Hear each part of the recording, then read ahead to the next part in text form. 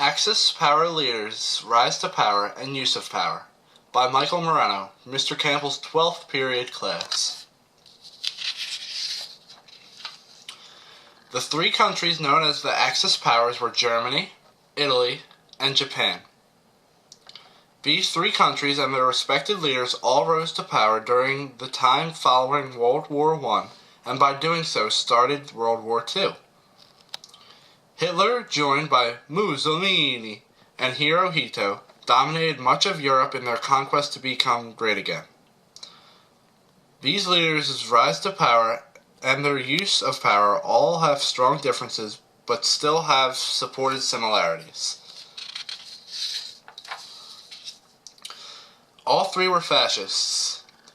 All three used their power to attempt to reform their country into their former glory. This made them very nationalistic. All three lost to the Allies in World War II, but Hirohito was the last to surrender. All were believers in militarism for their country to achieve greatness. All were excellent strategists, but made tragic mistakes which led to their deaths. They were all good orators. All became dictators. All imposed laws to ensure their power never decreased. Differences. Hirohito inherited his position while Hitler and Mussolini both had to work to achieve their power. Hirohito was the only one to maintain power after World War II.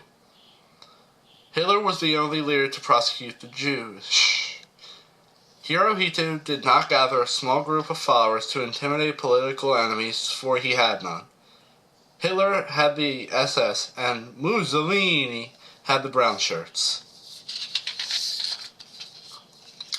Hirohito was the only leader to not have served in their country, in which they would someday rule.